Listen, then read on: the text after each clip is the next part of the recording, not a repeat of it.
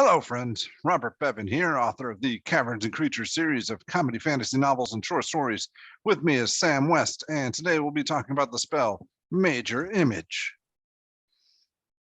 All right. Third level illusion, correct? Big old third level illusion. I'd go so far to say, like, this is the illusion spell. Yeah, all these illusion spells kind of run together for me. So what is this one? Okay, Major Image is a third level illusion spell, as we prefaced. It's got a range of 120 feet, takes an action to cast, takes concentration for 10 minutes.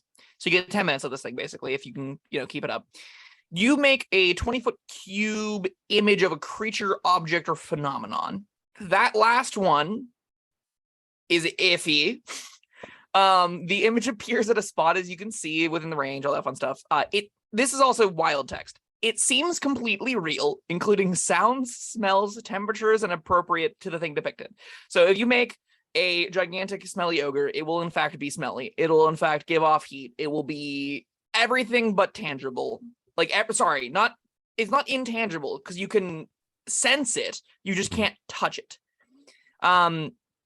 You can't create sufficient heat or cold, sound loud enough to deal damage, anything like that. No damage can be dealt from these effects. Or damaging conditions from like a troglodyte stench, as I gave as mentioned. As long as you are within range of the illusion, you can use your action to move it to another spot within range. As the image changes locations, you can alter it to make it look natural. So you can make it look like something is walking, making different sounds every time it's taking footsteps or whatever. Physical interaction reveals it to be an illusion. As things can pass through it, a creature can use action to examine it to determine that it was an illusion with an investigation check. If a creature discerns its illusion for what it is, it can see through it, so it becomes translucent. And its other sensory qualities become faint, so it becomes like less hot or less smelly. And then you can upcast this with a 6th level spell slot to have it last until dispelled without your concentration, which is sweet.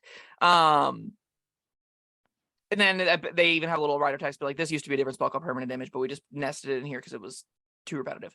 So Major Image is really cool. And much like other illusion spells, your mileage will be 100% dependent on two factors and two factors alone: your creativity and your DM's willingness to say yes. Those are the only real bounds to illusion magic as far as what you can do with it in 5th edition. Because it can have really, really powerful applications. It also can do literally nothing. So yeah, that's the joy of illusion spells, and this is just like the 3rd level version of it. What are some of the cooler ways you've seen it used?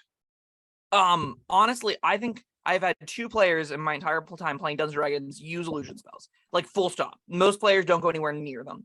I am one of those 2 players. The other one is a friend of mine. They're incredible at role-playing, and they do all of the big number crunchy, big damage stuff as well. DM a whole bunch as well. The 2 cases that I've seen illusions like really break the game in half is whenever they're the one instance of it was an illusion was used to pretend to be another person, specifically a person of power, and Major Image just presented as the noble giving orders to people and literally functionally mind controlled to get a bunch of creatures to do their bidding, a series of actions, what ended up being like breaking the party out of jail and attacking the false nobleman.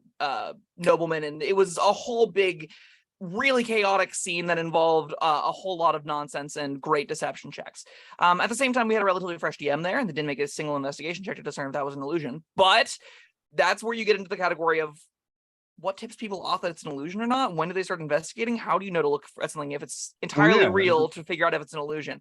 Which is a really hard question to answer, and most DMs are not great at answering it, myself included, because there isn't a great answer to that question. Beyond that, though, like, this is the basic kind of illusion spell where if you need someone or something to be happening, this can do it. If you're trying to add pressure to a situation, if you're in a small house, that sometimes a small cabin can be surrounded by a 20-foot phenomenon, which just looks like a storm. It can just, you conceivably can mask the space around it to look like permanent darkness, to look like a gigantic raging tornado, to make it look like any other series of phenomenon that adds a sense of urgency to an encounter, that adds a sense of danger to an encounter, that can persuade intimidation, hasten creatures to make actions. it's always going to be circumstantial and depend on where you're at. But in almost every situation in Dungeons and Dragons, whether you're about to enter into an encounter or in an encounter or, negotiating at a local tavern, negotiating on the road with some bandits, Major Image can put something into existence that could change the outcome of it. And it can be anything that is 20 feet cubed or smaller. Anything at all. And that's why the spell it's hard to be like, these are concrete examples of it being amazing, because anything can happen. And it's going to change so radically depending on circumstances that it's difficult to be like, yeah, this is when you should use it. You can use it all the time. It's just, how do you use it is the question.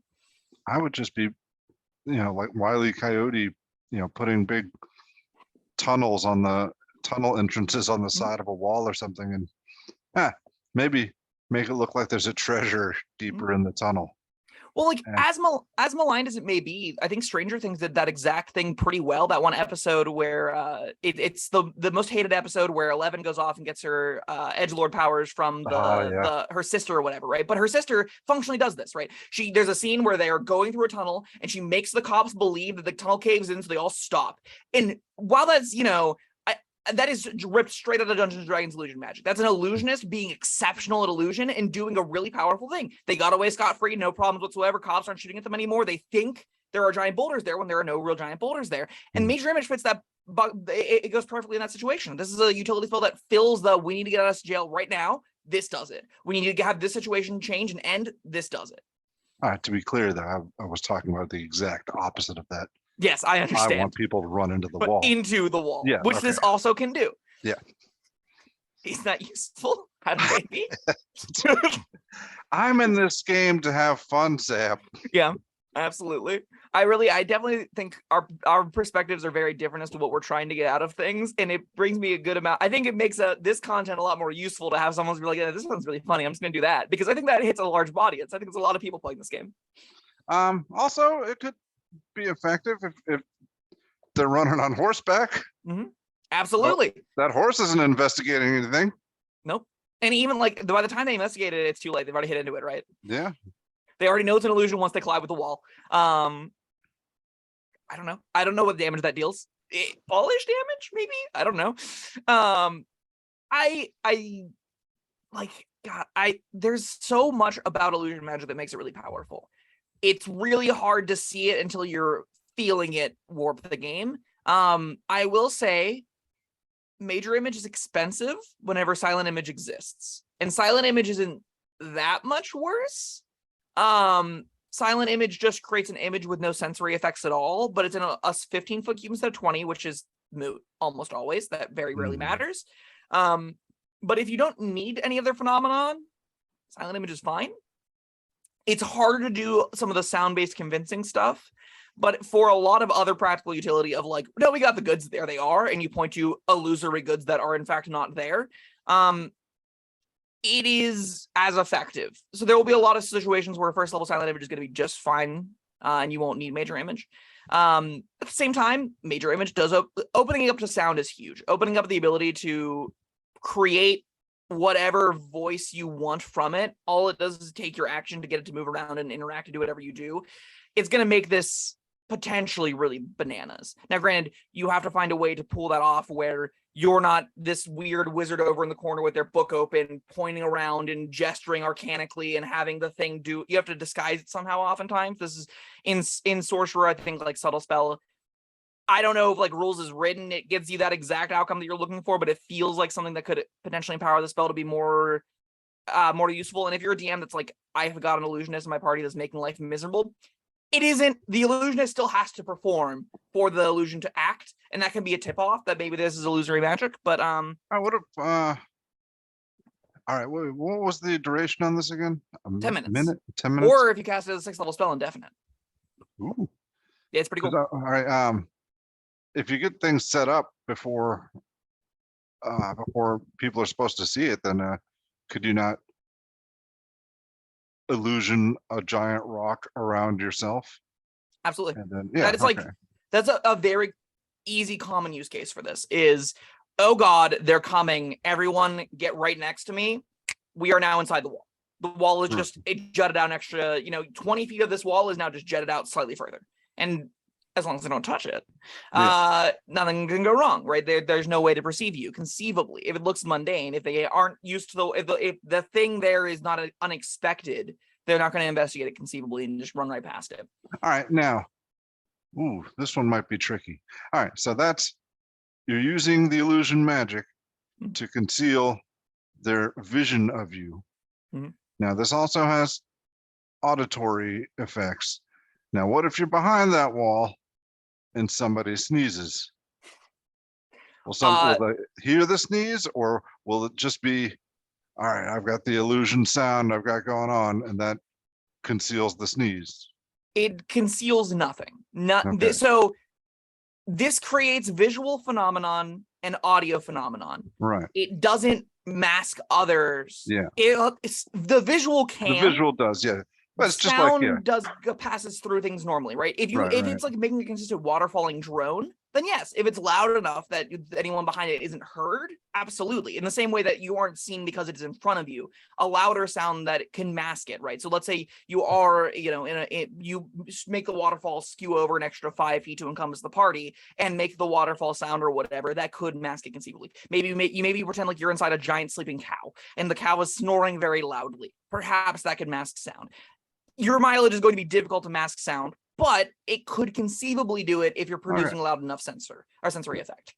Just on its own, though, like a wall, sound passes right through it, and it doesn't stop sound. It just can create it in a manner that obfuscates other. But yeah, because the way I was thinking it, but I think you're right.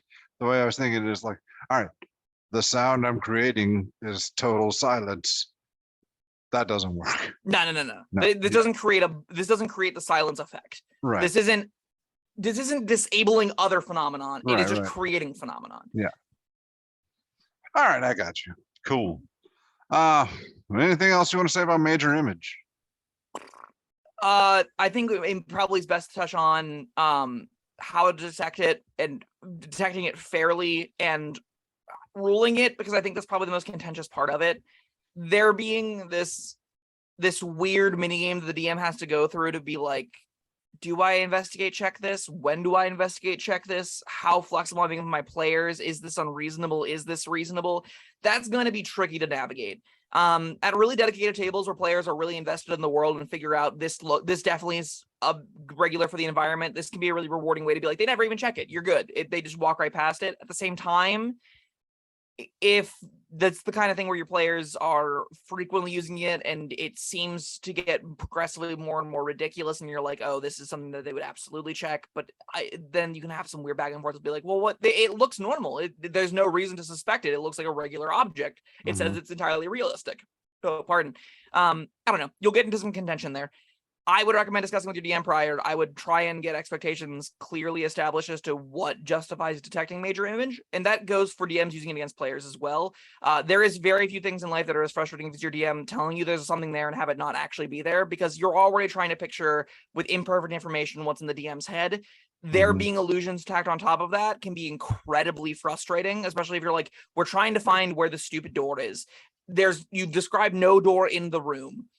What do you expect us to do? We've touched most of the walls and we haven't found the exact 5-foot area you want us to touch because we didn't specify we're touching that. It can be a really frustrating experience in that instance. You might call to be like, make an investigation check. No, they failed. And they're like, well, I guess everyone's sitting here for a while. It can be really frustrating. So it's going to be something that you're going to want to talk about. You're going to want to establish expectations for. As a DM, use it very sparingly. As players, use it all the fucking time. But just, again, have a clear understanding with your DM as to when investigation checks can be made, when should they be made, bounds for this kind of thing. Reward creativity, maybe levels of silliness are acceptable, obviously, it's Dungeons and Dragons, but maybe at a certain point there's that's ridiculous, that's clearly an illusion, go punch them in the face. All right. Well, you got a score for this one? I think in the right player's hands, this is easily a 5 out of 5. I think in other players' hands, this is uncastable.